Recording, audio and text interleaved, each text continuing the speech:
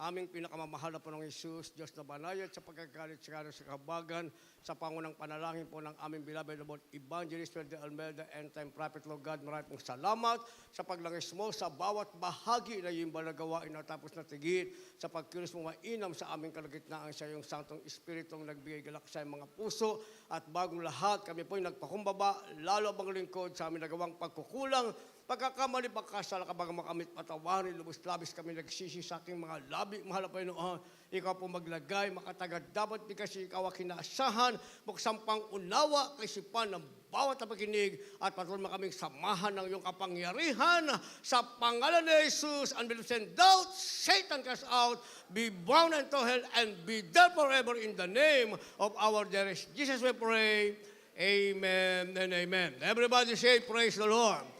Una tigit sa lahat, ang pinakamataas na pagpupurit, pasalamat, kalwalatian at kadakilaan ay tangi lamang sa ating Diyos na buhay at makapangyarihan walang iba sa ating pinakamamahal na Panginoong Jesucristo. Ako po'y nagpaabot ng dobleng paggalang sa ating pong beloved Honorable Parents and the Lord at ating inaalala ang mga turo at aral na iniwan ng ating beloved Honorable Evangelist de Almeida, the End Time Prophet of our loving God.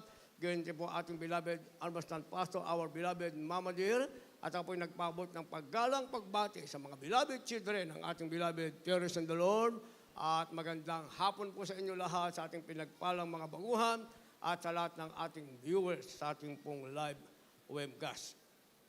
Ang ating tatalakayin, ilagay po natin sa ating monitor, a path forward. A path forward sa Tagalog, isang landas na pasulong. A path forward, isang landas na pasulong. Kindly po sa ating mga beloved Bible readers. In the book of Psalm chapter 25, verse 4, "Shew me thy ways, O Lord, teach me thy paths." The book of Job chapter 17, verse 9, "The righteous also shall hold on his way, and he that hath clean hands shall be stronger and stronger." God bless you po. Kindly sa Tagalog. Mga awit Kapitulo 25, versikulo 4. Ituro mo sa akin ang iyong mga daan, O Panginoon, ituro mo sa akin ang iyong mga landas. Dito po sa Job Kapitulo 17, ang talatay 9. Gayon may nagpapatuloy ang matuwid ng kanyang lakad, at ang mga malinis na mga kamay ay lalakas na lalakas. Palakpakan po natin ng sabay-sabay ang ating mahal na Panginoon. Lahat magsabi ng praise the Lord. A path forward o isang landas na pasulong. Sabi ng ating nabasa, mga minamahal, ituro mo sa akin ang iyong mga daan, O Panginoon. Ituro mo sa akin ang iyong mga landas. Sapagkat sagatang sa ating sarili, mga minamahal, ang isang landas na pasulong ay mahirap gawin para sa atin, individually, mga minamahal. Kaya nga marami ng programa para ituwid ang landas ng isang tao, mga minamahal, subalit naging programa na lamang at hindi nagkaroon ng tinatawag na katuparan, mga minamahal. Merong magbabago just konting panahon, mga minamahal, pagkatapos babalik uli sa kanilang dating kalagayan. Pero sabi ng ating nabasa, yung palang pasulong na landas, mga minamahal, o daan, ay hinihingi ito sa mahal na Panginoon. Hindi mo maipaplano sa sarili mong tutuwarin mo ang iyong landas o tutuwarin mo ang iyong daan, mga minamahal, malibang higit mo ito sa ating pinakamamahal na Panginoong Jesucristo. Kaya sabi ng ating nabasa, ituro mo sa akin ang iyong mga daan, O Panginoon.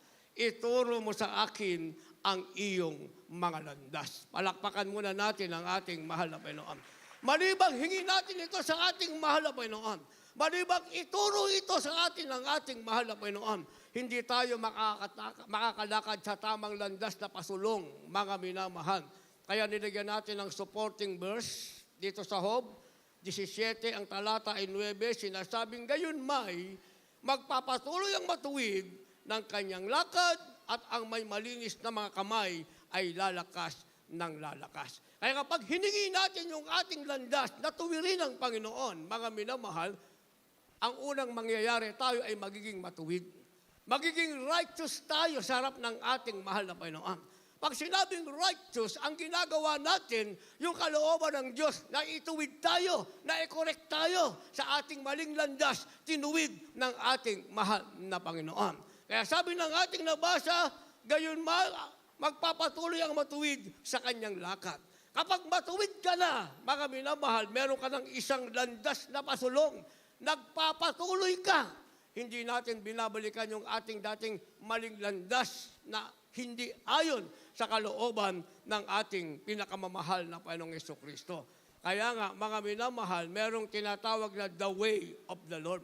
Hindi the way of man, mga minamahal. Kasi yung daan ng tao, sabi ng banal na kasulatan, na tila matuwid, pero ang dulo nito ay kamatayan. Ang dulo ay pagkapahamak, mga minamahal, ang dulo ay kawalang pag-asa. Pero mayroong sinasabing the way of the Lord. Ilagay natin yan sa ating monitor. Basahin po natin. Ang ibig sabihin, ang daan ng Panginoon. The book of the prophet Hosea, chapter 14, verse 9. Who is wise, and he shall understand these things? Prudent, and he shall know them. For the ways of the Lord are right, and the just shall walk in them, but the transgressors shall fall therein. God bless you po. Dito po sa aklat ng Oseas, Kapitulo 14, ang talatay 9. Sino ang pantas at siya'y makakaunawa ng mga bagay na ito? At mabait at kanyang mga lalaman? Sapagkat ang mga daan ng Panginoon ay matuwid at lalakaran ng mga ganap, ngunit kabubuwalan ng mga mananalangsang. Amen. Palakpakan po natin ang ating mahal na Panginoon. The way of the Lord, sabi ng ating nabasa, ang daan ng Panginoon ay matuwid. At ito ang nilalakaran, mga minamahal, na mga tunay na anak ng Diyos, nilalakaran ng ganap. Sabi ng ating nabasa, sino ang pantas? At siya'y makakaunawa ng mga bagay na ito. Tinatanong ng banal na kasulatan, dahil maraming taong nagsasabing siya'y pantas, pero hindi niya naunawaan yung sinasabing the way of the Lord o daan ng Panginoon.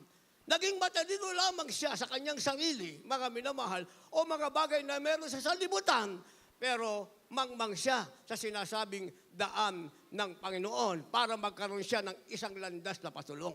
Kaya kahit naging matagumpay siya, mga minamahal, kahuli-hulihang bahagi ng kanyang buhay, makikita pa rin niya, mga minamahal, yung kanyang kabiguan. Yung mga patutunan ng ating kapatiran, balikan din natin yung ating overnight prayer.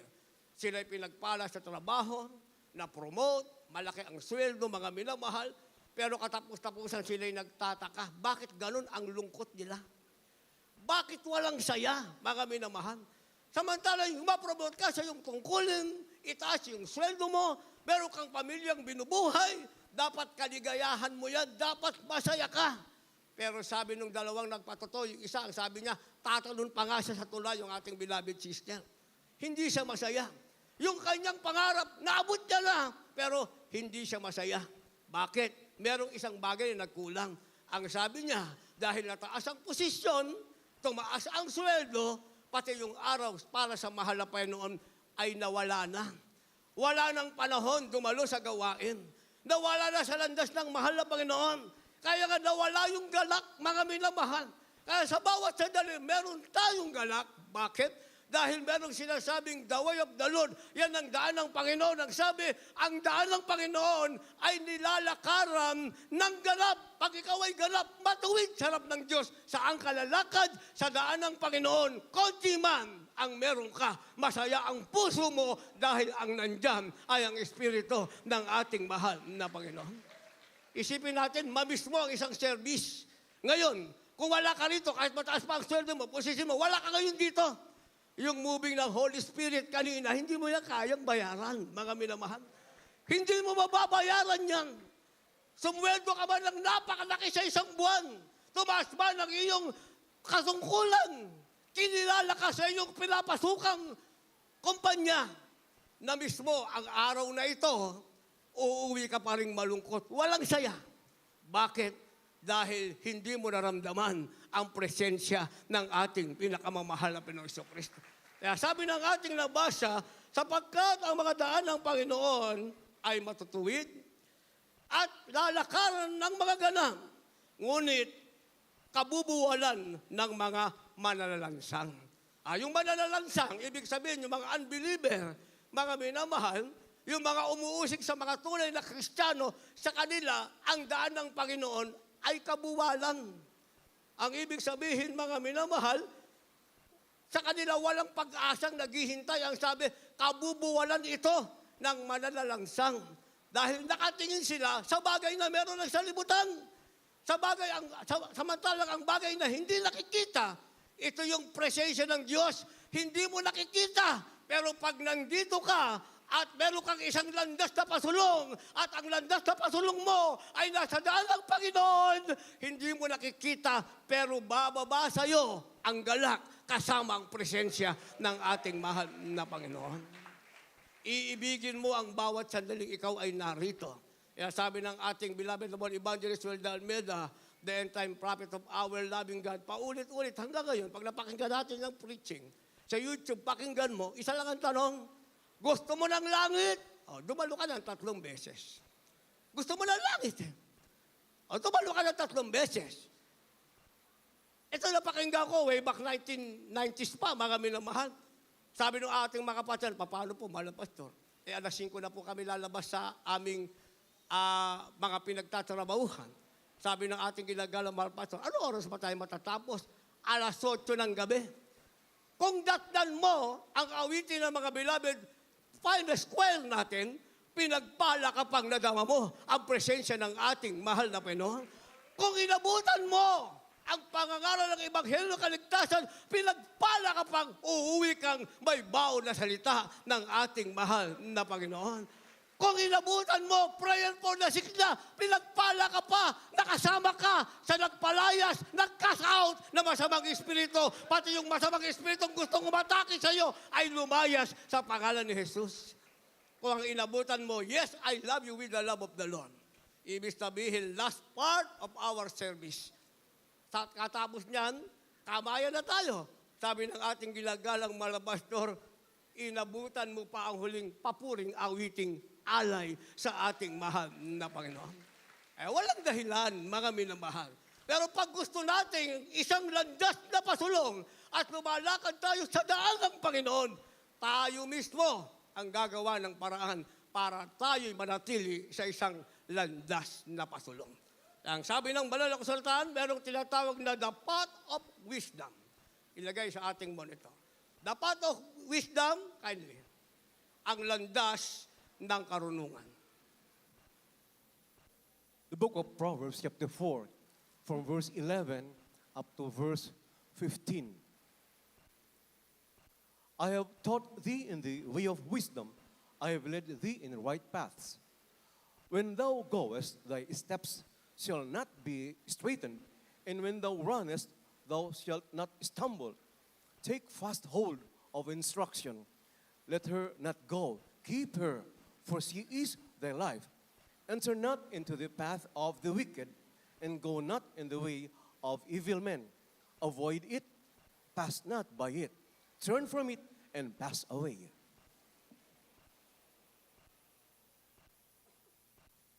Kawikaan Kapitulo 4, versikulo 11 hanggang 15. Aking itinuro ka sa daan ng karunungan. Aking pinapatnubayan ka sa landas ng katuwiran. Pagka ikay yumayaon, hindi ka magigipit ang iyong mga hakbang. At kung ikaw ay tumakbo, hindi ka matitisod. Hawakan mong mahigpit ang turo. Huwag mong bitawan. Iyong ingatan sapagkat siya'y iyong buhay. Huwag kang pumasok sa landas ng masama. At huwag kang dumakad ng lakad ng masamang tao. Ilagan mo, huwag mong daanan.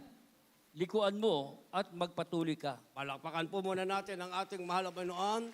Lahat magsabi ng praise the Lord. The path of wisdom o ang landas ng karunungan.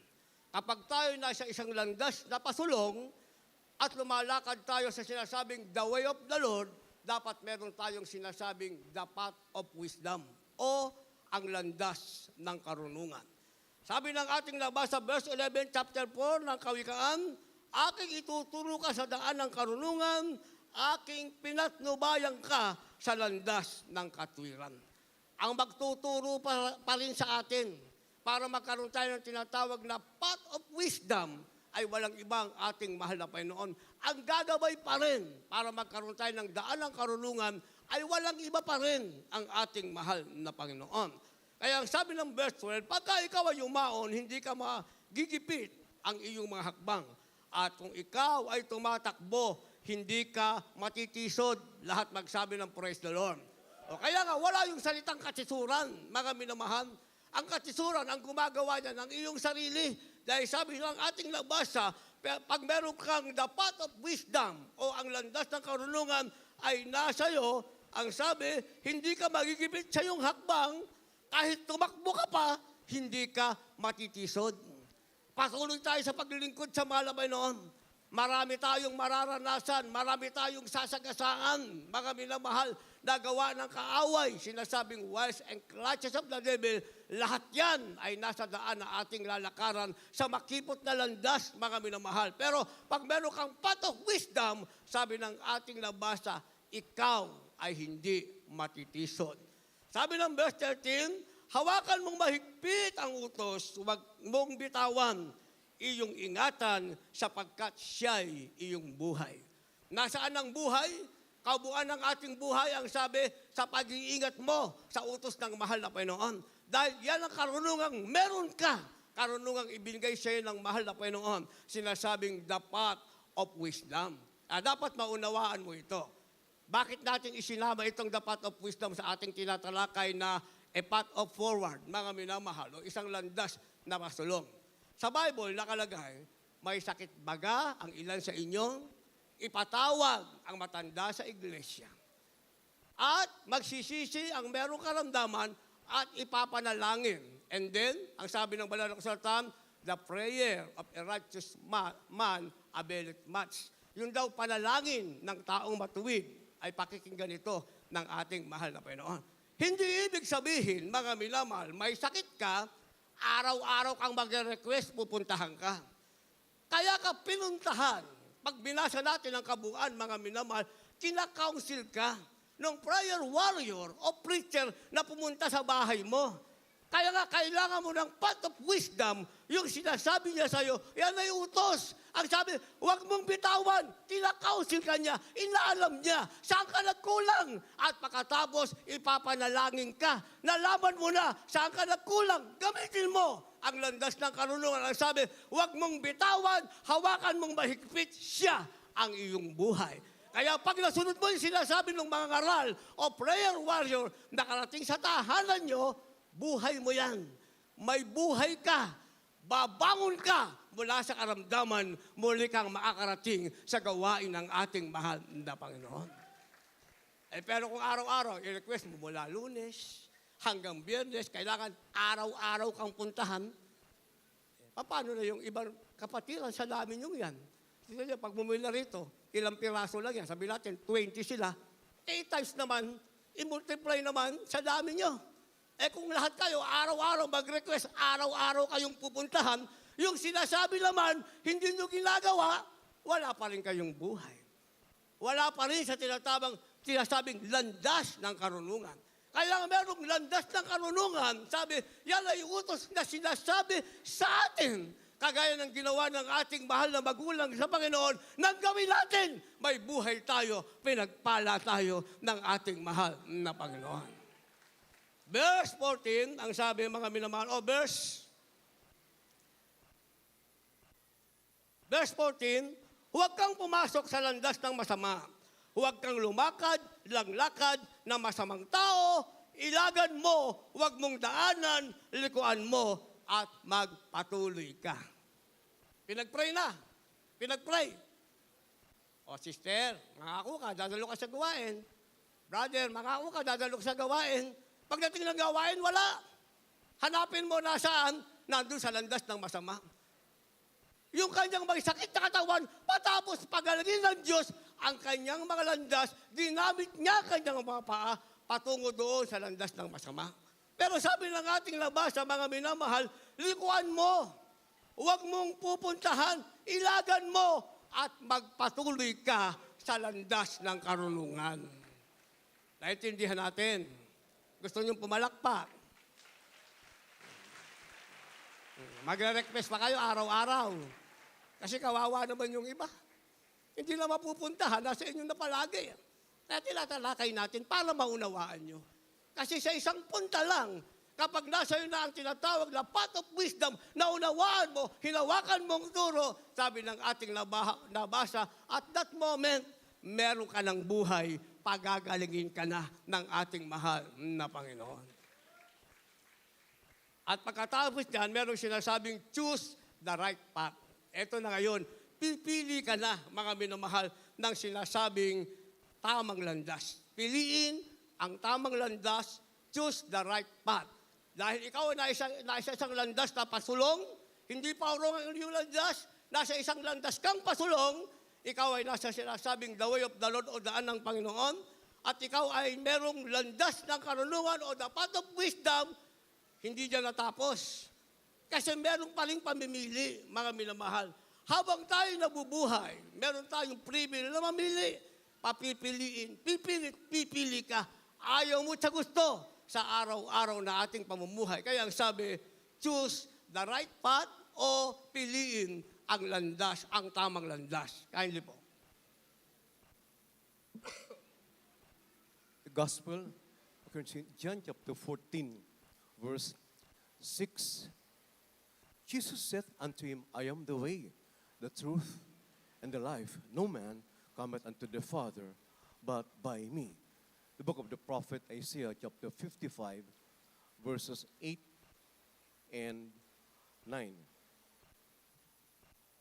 For my thoughts are not your thoughts, neither are your ways my ways, saith the Lord. For as the heavens are higher than the earth, so are my ways higher than your ways, and my thoughts than your thoughts.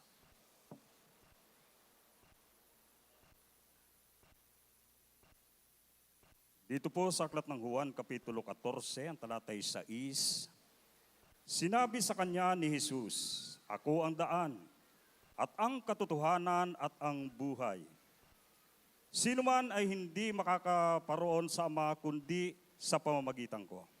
Dito po sa Aklat ng Isaias, Kapitulo 55, ang talatay 8 at 9.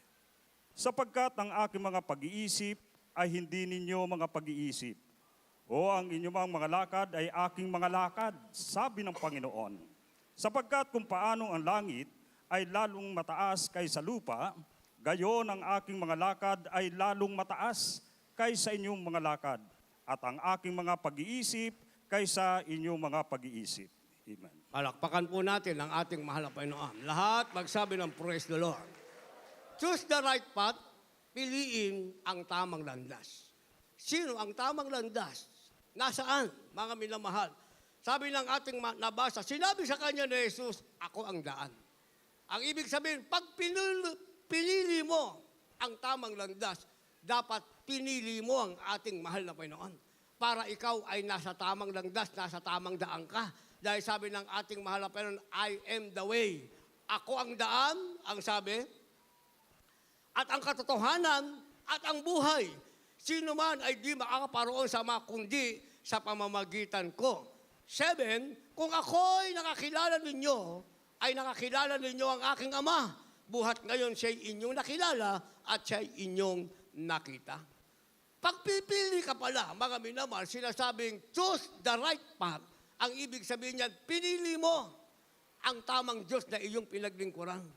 Hindi mo pwedeng iwanan ang ating mahal na Panginoon. Dahil ang ating mahal na Panginoon, siya ang tamang daan. Pag nasa tamang daan ka, ikaw ay nasa katotohanan at meron kang buhay. Dahil sabi ng ating mahal na Panginoon, ako ang daan, ang buhay at ang katotohanan. Sino man ay hindi makakaparoon sa Ama. Ibig sabihin, sino man ay hindi makakaparoon sa langit. Sapagkat ang nakakita sa akin ay nakakita sa Ama. Ang nakakilala sa akin ay nakakilala sa Ama. Ngayon ay nakilala nyo na ang Ama. Ang ibig sabihin, dapat hindi ka nalito. Sino ang Diyos na pinaglilingkuran mo? Kung sa sanlibutan, merong Ama, may Anak, may Espiritu Santo, mga minamahal, lahat sila Diyos. Hindi mo alam sino ang iyong tatawagan. Ang nakakalungkot, tinawagan mo na ang Diyos Ama, tinawagan mo pa ang Diyos Anak, tinawagan mo pa ang Diyos Espiritu Santo, wala ka pa rin sa tamang landas. Hindi mo mapili. Sapagkat kung nakilala mo ang tamang daan, walang iba, ang ating mahal na Panginoon. Siya ang Ama sa langit, nagkatawang tao, ang ating pinakamamahal na Jesucristo. Siya ay Diyos na hindi nakikita ng magkatawang tao. Walang iba ang ating mahal na Panginoon. Isa lang ang Diyos na tatawagan mo, ang ating pinakamamahal na Panginoong Jesucristo. Nasa tama ka ng daan, nasa katotohanan ka na, at mayroong ka pang buhay. Naintindihan? Nilagyan natin ang supporting verse. Kasi marami tayong pag-iisip, mga minamahal. Kaya minsan, na-entertain natin, hindi natin maiwasan, mga minamahal, marami tayong narinig sa iba. Kung ano-ano yung ating narinig. Pero ang katotohanan, mga minamahal, sapat na ang ating narinig mula sa ating mahal na magulang sa Panginoon. Hindi na pwedeng magkaroon pa ng ibang Diyos. Kahit balik-baliktarin mo pa ang mundo, isa lang ang Diyos. Sinasabing the unseen God, the Father Himself, was manifest in the flesh, and He is the Holy Spirit. Isa lang. Ang Holy Spirit, Diyos amang hindi nakikita, nagkatawang tao. Nang siya'y nagkatawang tao, binigyan siya ng pangalan. Ang pangalan niya, ang ating mahal na Panginoong Jesucristo. Ang pangalang ilalagay sa silong ng langit na sukat iligtas ni Numan, tinatawag na Emmanuel, na kapag inunawa mo, ang ibig sabihin, ang Diyos ay sumasa atin. O sino pang Diyos ngayon ang hahanapin mo? Paparamihin mo pa yung Diyos mo. Isa lang naman ang Diyos. Walang iba ang ating pinakamamahal na Panginoong Jesucristo. Kaya sabi ng ating supporting verse, 55 verse 8 ng Isaiah, sapagkat ang aking pag-iisip ay hindi nyo mga pag-iisip o ang inyong mga lakad ay aking mga lakad, sabi ng Panginoon. Magkahiwalay yon, mga minamahal. Pag nag-isip ka lang sarili mong pag-iisip, pag lumakad ka lang sarili mong lakad, maliligaw ka. Pero pag nag-isip ka ng isip sa Panginoon at lumakad ka ng lakad sa Panginoon, meron kang tinatawag na tamang pagpili. Napili mo ang tamang daan, na paglikuran mo ang tamang Diyos, walang iba ang ating pinakamamahal na Panginoong Jesucristo. And finally, mga minamahal, meron tayong sinasabing stability of times. Ibig sabihin, kapanatagan ng panahon. Panatag ngayon ang ating panahon. Ano man ang mangyari? Pinag-uusapan nilang bumalik ang pandemic, mga COVID, wala tayong pakialam dyan. Ang totoo nga, mga minamahal, sa ibang bansa, grabe na ang baha. Sa ibang lugar, sa mga lalawigan ng ating sariling bansa, grabe na ang baha. Mga iba, wala nang tahanan, wala na ring makain, mga minamahal. Pero tayo, narito pa rin, busog sa presensya ng ating mahal na Panginoon. Ang tawag dyan, stability of times, dahil ikaw ay nasa isang landas na pasulong. Last verse, paghanda po ating manugtog, mga magpaawit. Kindly po. The book of the prophet Isaiah, chapter 33, verse 6. And wisdom and knowledge shall be the stability of thy times, and strength of salvation. The fear of the Lord is his treasure. The book of Psalm, chapter 16, verse 5. The Lord is the portion of mine inheritance and of my cup. Thou maintainest my lot.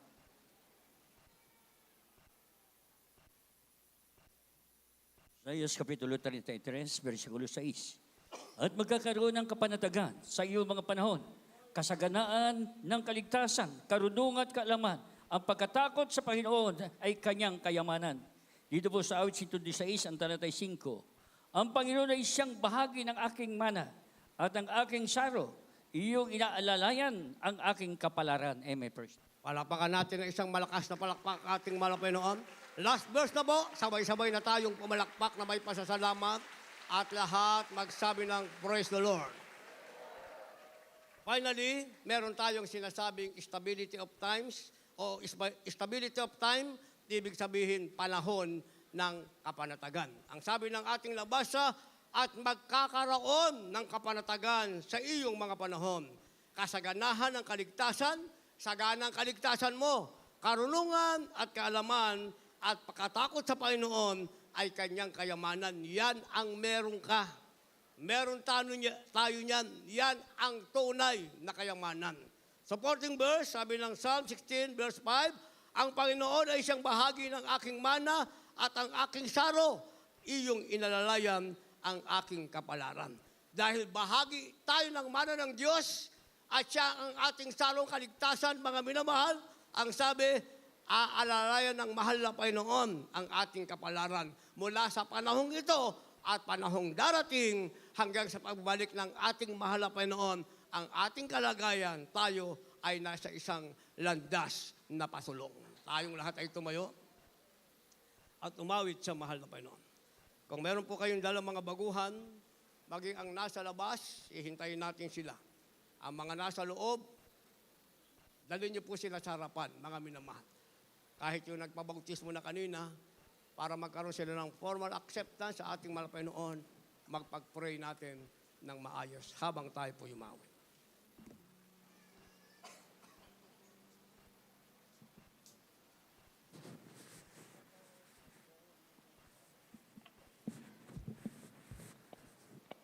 Sa bawat yugto ng buhay, lagi kang nariyan.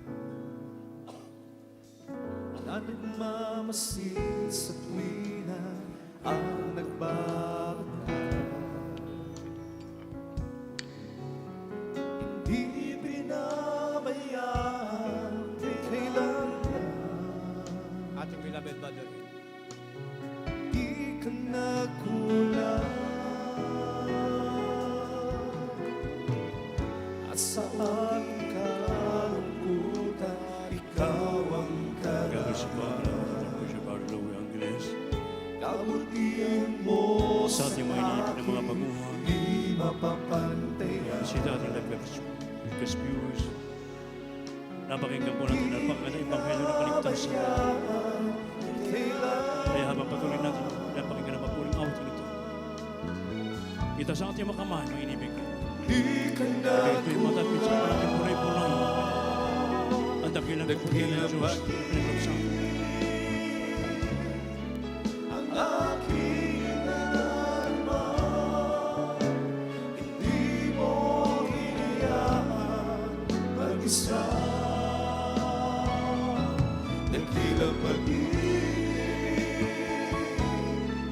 O Panginoon Jesus, mula sa kagaliwan, di na umanirahan magpagkailanman. Hallelujah.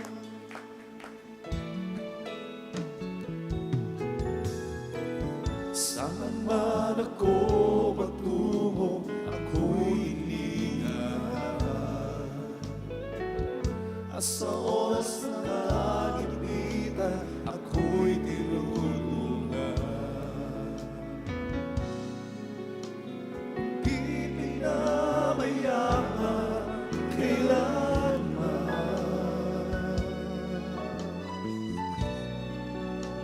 Hindi ka nagkulang, nakilang pag-ibig, o aking nadarama. Hindi mo hinayaan mag-isa. Nakilang pag-ibig, O Panginoong Jesus, mula sa kadiliman, inamo mo at binahan magpakailanman. Ikaw ang gabay sa aking buhay.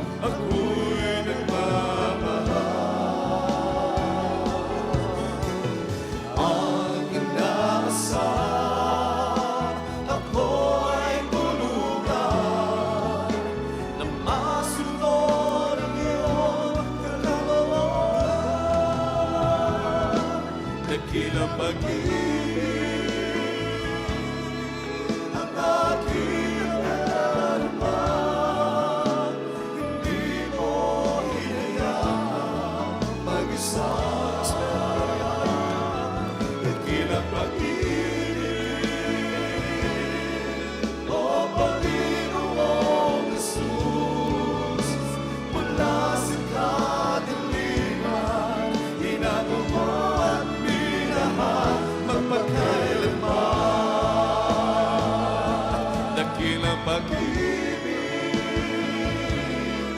ang aking nalaman. Hindi mo hinayaan mag-isa. Dakilang pag-ibig, O Panginoong Jesus, mula sa kadiliman, hinabo mo ang minahal magpagkailanman. Mga iniibig, kung meron mang pinagpala ng mga tao sa mundong ito, ay walang itang kundi tayo na napapilang sa gawa ng Jesus Miracle Crusade International Ministry. Sapagkat ang mabait na Diyos ng buhay ay nagbigay ng totoong pastor ng ating kaluluwa na siya ang nagturo sa atin ng tamang landasin upang tayo'y makapunta roon sa kaharian ng ating pinakamamahal na Panginoon. Kaya kung tayo magpapatuloy, mananatili sa sagawan natin niyang kahatulan without any mental reservation but rather with open heart, makakamtan natin ang lahat ng mga pagpapala ng inibig ko pero sa kanyang pangako na buhay na walang hanggan. Kaya sa ating mga inibig ng mga baguhan, kayo pinagpalang lubos ng ating pinakamamahal na Panginoon. Kayo po'y nasa tamang gawain ng mga Panginoon, tamang landasin upang marating nyo ang kaharian natin pinakamahal na Panginoon. Subalit bago mangyari yan, may 4 na susi ng kaligtasan. Unang-una yung pananampalataya sa nag-isang Diyos sa buhay. Na ang pananampalataya po'y nakuha sa pakikinig at pakikinig ng salita ng Diyos. Pananampalataya isang bagay na hindi pa nakita, sinampalataya na mo dyan nalulugod ng Diyos. At kung wala kang pananampalataya kailanman, ay hindi ka kalulugdan ng ating mahal na Panginoon. At ang sino mang lumalapit sa Diyos, kung nasa sinampalataya na may isang Diyos lamang, na siyang tagapagbigay, kasi nagsihanap sa Kanya. Napakinggan nyo, mga pinagpalang buhay na patutukoy ng Ebanghelyo ng Kaligtasan. Umusbong ang maliit na palataya sa inyong puso, ito po yung magagamit sa lalapit na pagkabalik ng ating mahal na Panginoon. Pangalawa, yung godly repentance, yung makadiyos sa pagsisisi. Sabi ng Biblia, lahat tayo nangagkasala at walang umabot sa kalugatan ng Diyos. Wala siyang matwid, wala. So paano tayo maging matwid sa harapan ng ating mahal na Panginoon? Kinakailangan ang ating pong pagsisisi ng taos puso. Kompletong pagtalikod sa buhay makasalanan, iiwan mo rin dati mong ginagawa. At upang magawa mo ang ganap na pagsisisi, kailangan ganapin mo ang ikatlong elemento ng kaligtasan, ang baptismo sa tubig sa pangalan ng ating mahal na Panginoon. Nang sabi sa Gawa 2:38, mangagsisi at mangagbautismo ang bawat isa sa inyo sa pangalan ni Jesucristo sa kapagkapatid ng kasalanan at tatanggapin nyo ang kaloob ng Espiritu Santo. Ibig sabihin, pag kayo po nilubog sa tubig, natataglan yung karamdaman, mabigat na problema, sunod kasama nilubog sa tubig. Pag ahon mo na iwan na doon lahat, isa ka ng born again Christian, bagong nilalang ka na sa harapan ng ating mahal na Panginoon. Sabi sa Roma 6:4-5, makakalakad ka na sa panibagong buhay. Yung dati mong buhay makasalanan, iwan mo na yon. Ang lakad mo ngayon patungo na sa ating pinakamahal, yung landas na tutunguhan mo sa ating pinakamahal na Panginoon. At hindi natatapos doon. Ang pang-apat minibig ko, baptism of the Holy Spirit. Babaptismo ka ng Espiritu at mahal na Panginoon. Ang mahal na Panginoon na po ang gagawin ito. Sa ating pagkapatuloy, pananatili, at susundin ang kanyang banal utusan, mga inibig ko. Sabi ng Roma 8:9, ang sino mang taong walang Espiritu ng Diyos, walang Espiritu ng Kristo, hindi sa Kanya. So, paano kayo magkakaroon ng Espiritu ng ating mahal na Panginoon? Kinakailangan ang inyong pong pagpapatuloy, pananatili, sundin, at unawain ang banal na kalooban ng ating pinakamamahal na Panginoon. Kaya sa mga inibig, itaas niyo po ang dalawang kamay sa ating mga baguhan, mga sa ating beloved webcast viewers. Tanggapin niyo po ang una at ikalawang reglamento ng kaligtasan. Amen, praise God. Gayahin niyo po ang aking sasabihin na salita. Sabihin niyo, aking pinakamamahal na Panginoon. Maraming salamat po sa banal mong salita na aking napakinggan. Mahal na Panginoong Jesus, patawarin mo po ako sa lahat ng aking nagawang kasalanan mula na kayo magkaisip hanggang sa mga oras na ito. Mahal na Panginoong Jesus, tinatanggap kita ngayon bilang aking Diyos at Hari at tagapagligtas. Hugasan mo po ako ng banal mong dugo na umagos sa krus ng Kalbaryo. Gawin mo po akong tunay na Kristiyano sa puso, sa gawa, at sa katotohanan. Isulat mo po ang aking pangalan sa aklat ng buhay sa kanangitan at nangangakong maglilingkod sa iyo. Iligtas mo rin maging ang aking mga mahal sa buhay. Ito ang aking samot panalangin Sa makapangyarihang pangalan ni Jesus we pray. Amen and amen. Hallelujah, praise the Lord. Patuloy po kayo magsisi, kami po manalangin sa inyo. Opo, dakilang mapagpalang ang banal sa langit sa makapangyarihang pangalan mo. Aming pinakamamahal na Panginoon Kristo na pinagbubukan ng mga biyaya. Sa punong dalangin ng taong nilisan, aming minamahal at ginagalang Pastor Evangelista Will Almeida, the entire prophet of God, the whole Almeida family, and praise God, aming dalangin sa mga panahon, sa lahat ng aming mga iniibig ng mga bagunan dito ngayon sa harapan, maging sa aming beloved Virgo Spirit sa tumanggap sa iyo sa oras na ito. Patawarin mo po sila sa nagawa nilang kasalanan at hugasan mo po sila ng kabanal-banalang mong dugo na umago sa kusang Kalbaryo. Gawin po silang tunay na Kristiyano sa puso, sa gawa, sa katuhanan. Isulat mo po ang kanilang pangalan sa aklat ng buhay sa kalangitan na ito rin po ang simulaan ng kanilang marubrub na paglisyo o Diyos. Iligtas mo rin, maging kalamang mga sa buhay. Ito ang aming samot panalangin sa makapangyarihang pangalan ni Jesus we pray. Amen and amen. Hallelujah, praise the Lord. Sa apat na reglamento ng kaligtasan, dalawa pa lang isasagawa pa ng partay pagsisisi. After po ng ating closing prayer, isagawa niyo po yung baptismo sa tubig sa pangalan ng ating mahal na Panginoon. Huwag na huwag po kayong uwi na hindi po tinanggap ang baptismo sa tubig sa pangalan ng ating mahal na Panginoon. Sapagkat kung kayo uwi na hindi nagpabaptismo, ibig sabihin, ayaw yung mapatawad ng Diyos yung kasalanan, ayaw yung gagawin yung makaramdaman, ayaw yung mawala yung mga problema. So basta pag uwi niyo mamaya, ganapin niyo ikatlong elemento ng kaligtasan ng baptismo sa tubig sa pangalan ng ating mahal na Panginoon. Pag uwi niyo mamaya, baon yung kapatawaran, kagalingan, kapayapaan na nagmumula sa ating tingnan sa buhay. Sa inyong pagkapatuloy, ang Diyos po magbibigay ng pang-apat, babaptismo kayo ng Banal na Espiritu. At bilang mga anak ng Diyos, meron na kayong karapatan na tumagal at masalangit bilang kanyang mga anak sa ating mga prayer for the sick. Ang binibigay po gatong sa balad or preacher brother Rob Blanco. Praise the Lord. God bless you, my beloved preacher, beloved Brother Hill. Magkaisa po tayong tumalangin, mga minamahal. Hallelujah. Manalangin po na tayo ng pagsisisi bago tayo hilingin ang lahat ng ating mga prayer requests sa ating dakilang Diyos. Hallelujah. Mapagpala po namin ang masalangit, Diyos na mapangalanan sa lahat. Pinakamamahal na Panginoon Jesus, sa unang dalangin po namin kagalang-galang na Malpastor, beloved noble evangelist, world Israel Almeida, your end-time prophet. Kami po mahal na Panginoon lubos. Hallelujah. Nagpapagmabaw, Diyos, sa lahat na aming pagkukulang, kakasala. Nagsisisip kami, mahal na Panginoon. Tulungan mo kami, masunod po namin lahat mong kautusan. Maging handa sa anong pagbabalik, mahal na Panginoon. Maggamit mo rin po kami bilang ilaw at asin sa libutan ito, mahal sa pagligtas pa ng marami pang kaluluwa, Diyos. Hallelujah. Dakilang pasasalamat, amin na alay sa isang twin, mahal na Panginoon. Pinagkalubo sa amin ang kagalang magulas.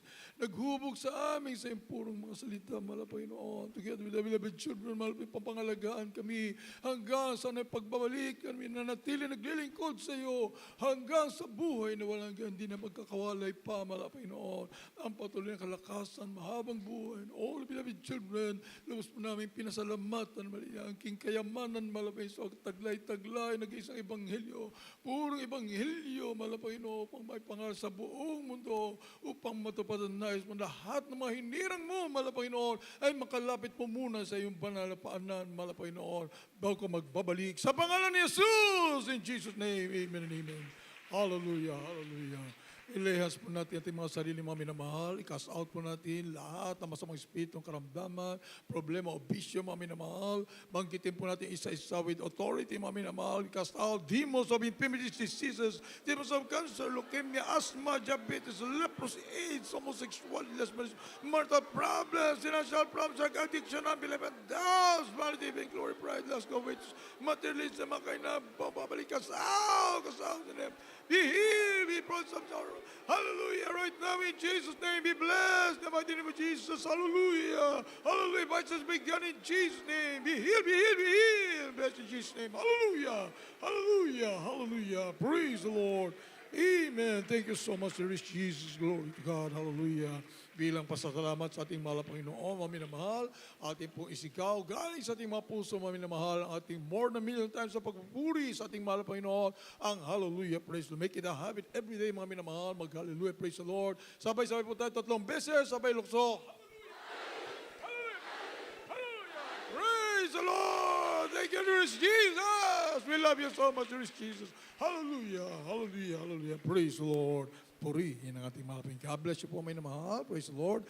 At tayo pinadako sa ating pong announcements to our beloved ordained preacher, Dr. Rick Alarcon. Amen. Praise the Lord. Hallelujah, hallelujah.